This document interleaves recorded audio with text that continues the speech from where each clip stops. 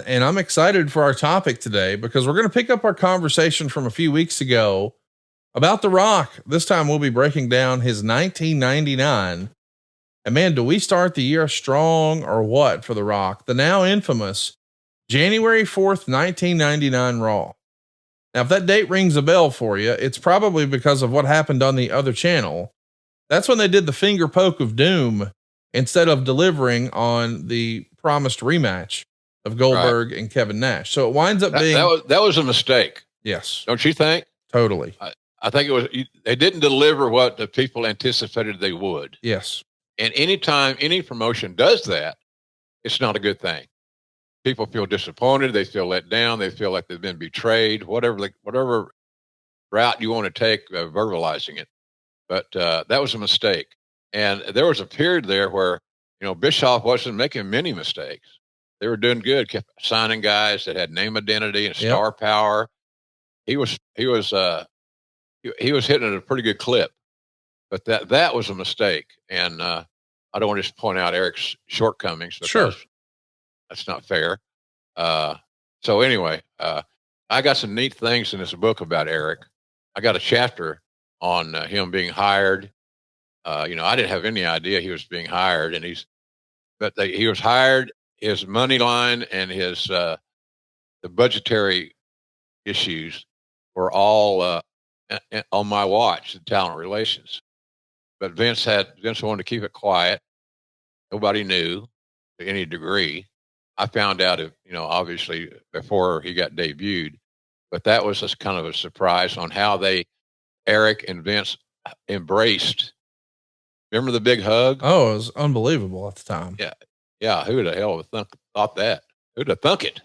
So, anyway, a lot of good stuff. This book has got so many interesting things in it that I'd forgotten that we'd written, and some of it I had forgotten that we did. So, all good stuff, man. It's been a pretty good 50-year run. Yeah, I would say so. And man, you saw some magic moments happen in WWE, including the show that went heads up with the finger poke of doom. Believe it or not, it was a taped show. And as you may recall, this is the episode of Nitro where Eric Bischoff sent a directive to Tony Schiavone to spoil the ending. And that ending is a big part. Another mistake, Connie. Yes. Another mistake. That's basic fundamental shit. It's trying to be too attitudinal. It's trying to be too defiant, too edgy, in my opinion. Now, I can say that now in hindsight. Right.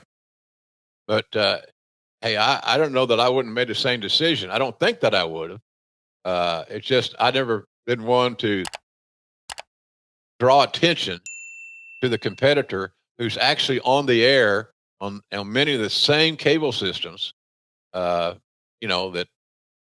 just the conflict. It's conflict of interest. Where do they draw their allegiance and think that they're not going to be curious and check it out is ridiculous. Well, they did. And boy, did they. It's one of the loudest pops in WWE history. The Rock is going to drop the world title to Mankind. Mick Foley is going to become the WWE world champion for the very first time. And that's a special moment, especially on a tape show. But the unannounced surprise return of Stone Cold saving the day, most people to this day still believe that to be the loudest pop in WWE history. I guess that's not a surprise that Stone Cold on a random taped Raw is the guy who gets the loudest pop in history, huh? Yeah. No, it shouldn't be too startling. He seemingly did that more than once, Connie.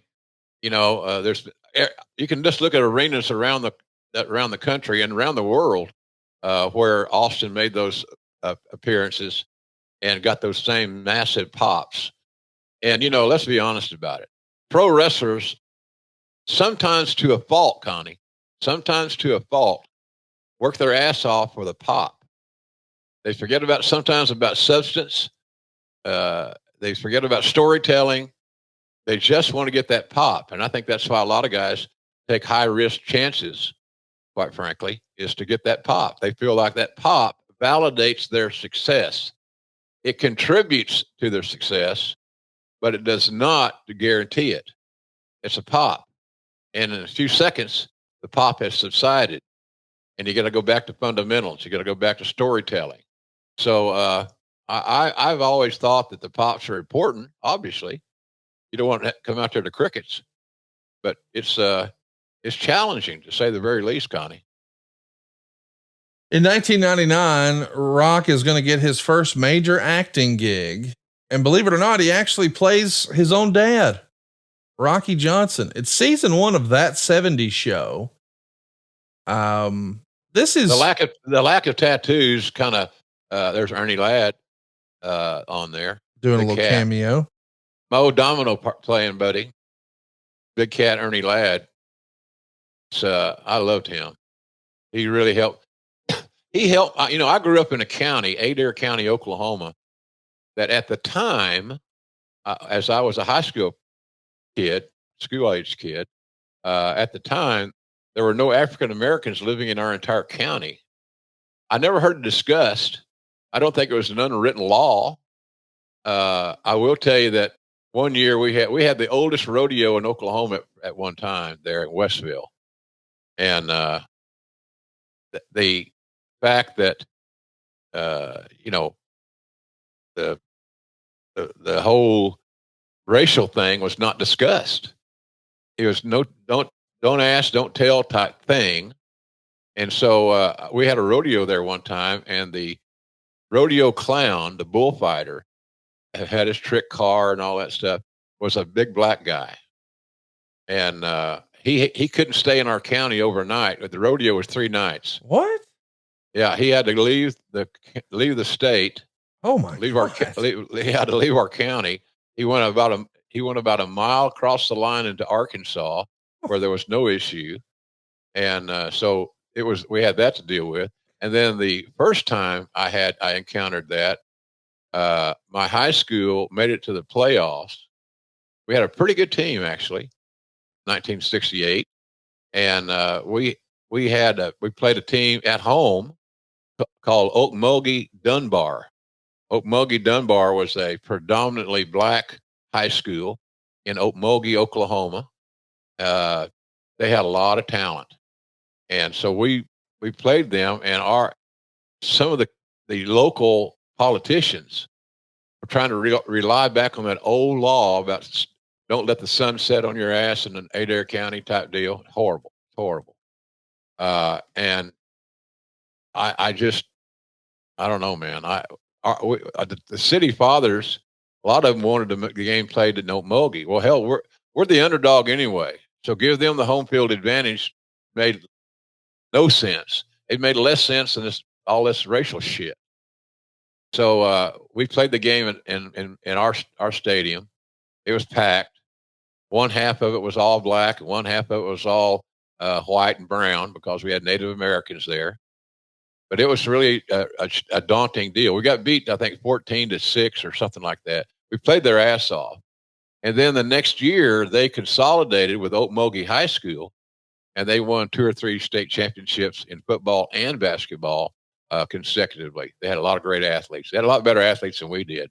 We just were all caught up in the moment and playing at home. Mom and Daddy are there, and a lot of the alumni. I always thought that was kind of cool.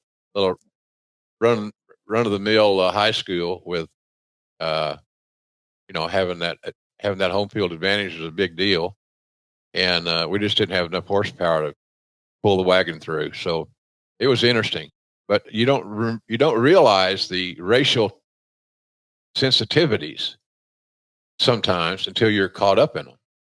And all we wanted to do was play football on Friday night on our home field. We'd earned that right. So the politicians in Adair County got shot down. Moms and dads didn't want to make the drive to Okmulgee because they didn't have to. They deserved to be at home. So it was this interesting scenario. So it's part of this interesting career. 50 years, Conrad, a lot of crazy shit can happen.